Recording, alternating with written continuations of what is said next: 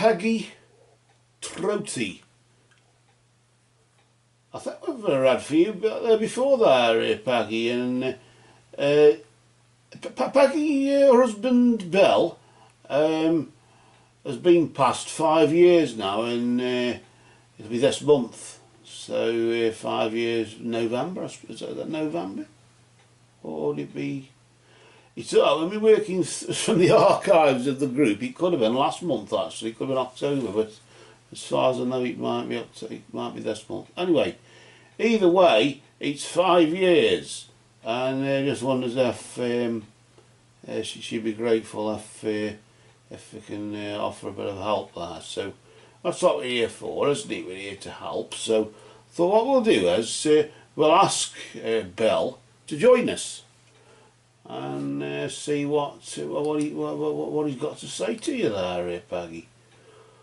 For that, I'm going to use these mediumship cards.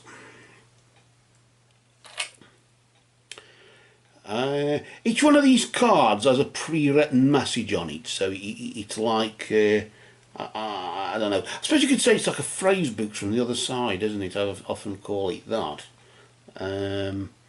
So when we shuffle the cards, of course we shuffle them, and then Bill will manipulate the cards and put them in the order for which message he wants to convey.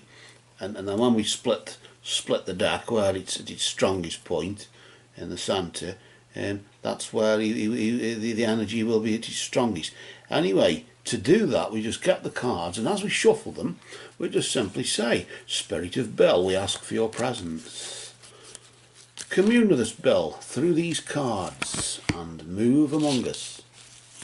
Have your message, Bill, for Peggy right now.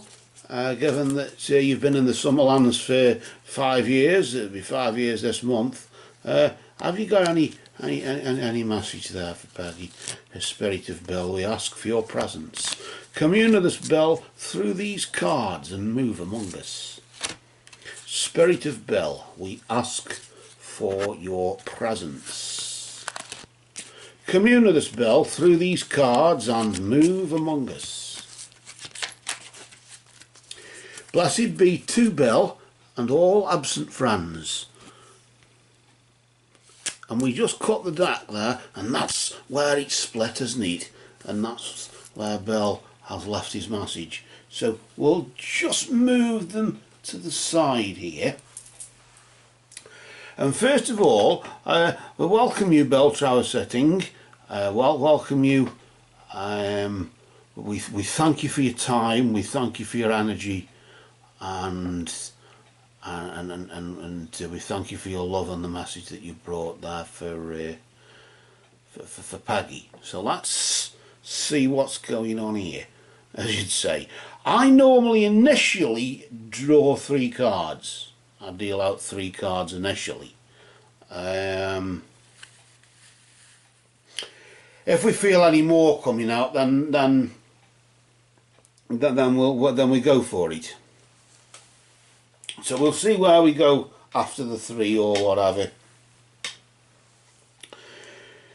Let's see what's on the first card. I suppose you could say this. I always tend to say the 3 cards is a bit like beginning, middle and end of statement. So let's just see what the first thing that Bill wants to say. Let's see what that is.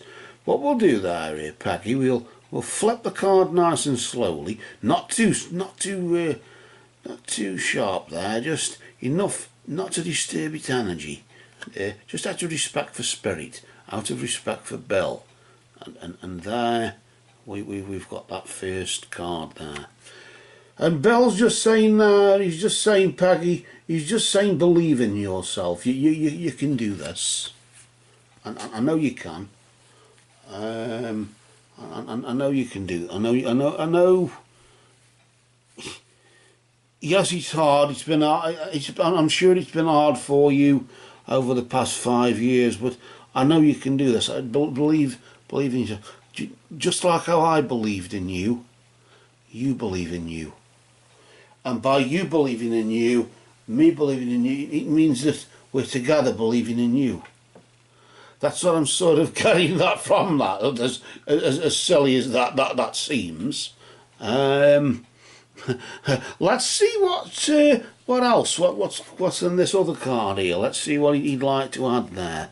There, Bill. Let's just see what else you want to say. And that's an interesting one, isn't it? The unicorn card, as I call it. He's just said, just as he says there, as a soul, I can be in several places. I can be in several places at once.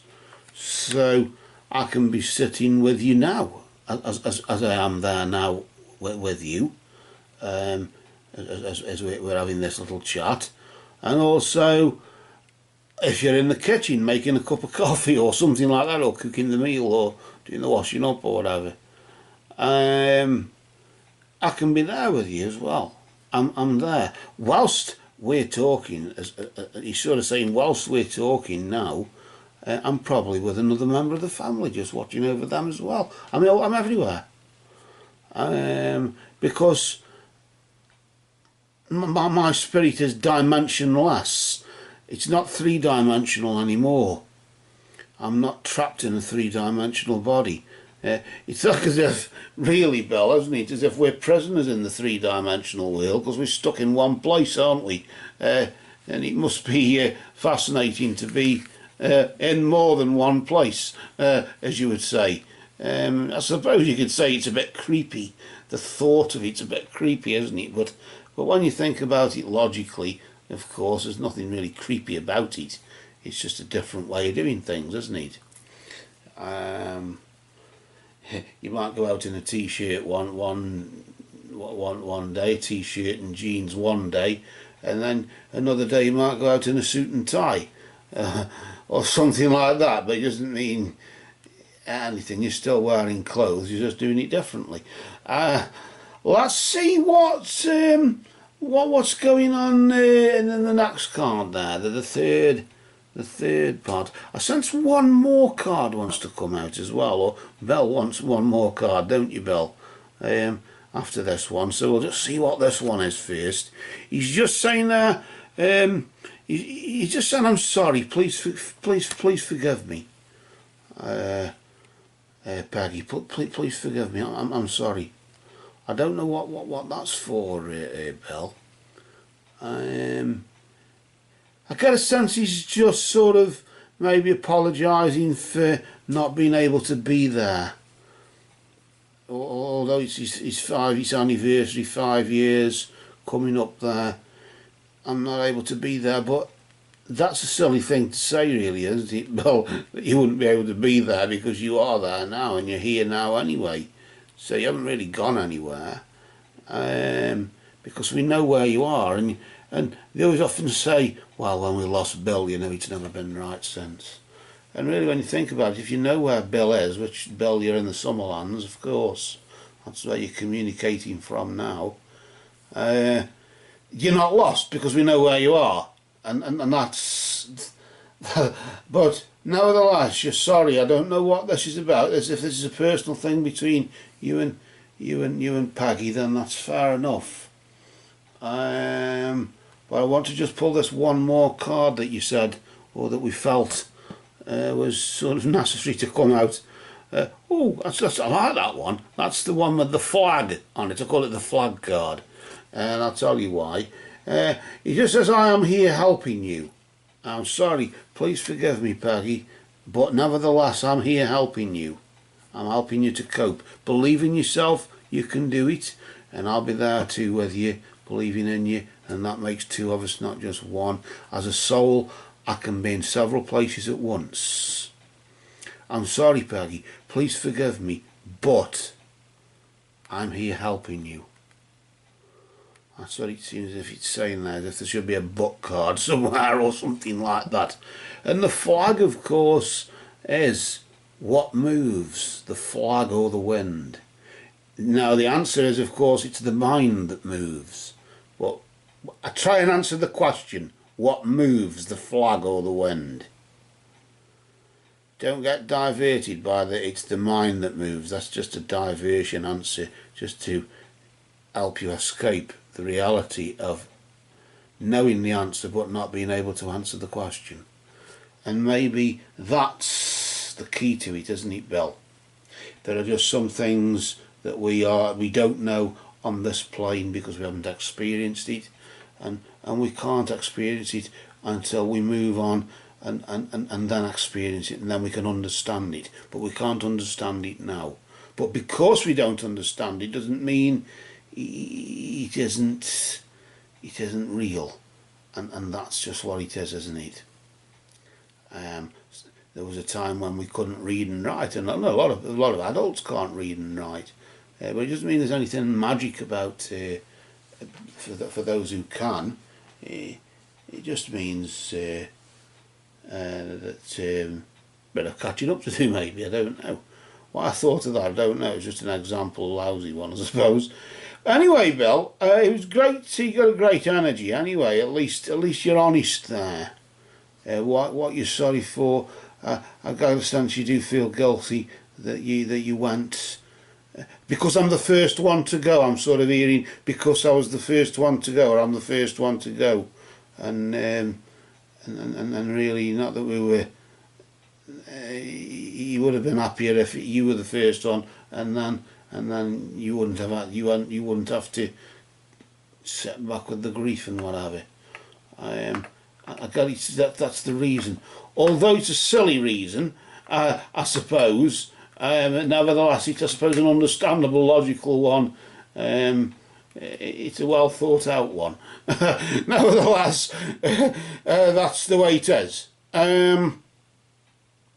So with that then, Bill, it's been great meeting you, and no doubt we'll talk again. I got a feeling we did speak before, Peggy Troetti, I remember before you did a reading, so maybe it was you before, I don't know.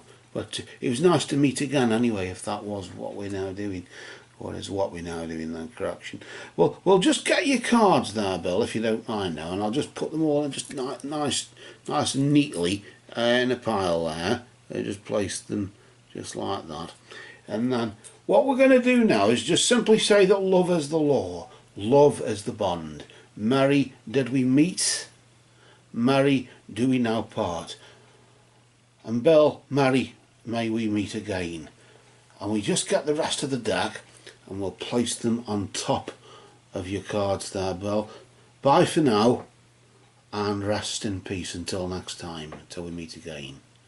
And we just place the cards down, and as we do, we close our eyes and just imagine a door wide open with a light shining through it. And then we just visualise, imagine that light going out as the door closes slowly. The light fades out, and then when the door is completely shut now, the light is out, and we can open our eyes and return to this dark, cruel, harsh world that we must draw our own breath in pain to tell our own story.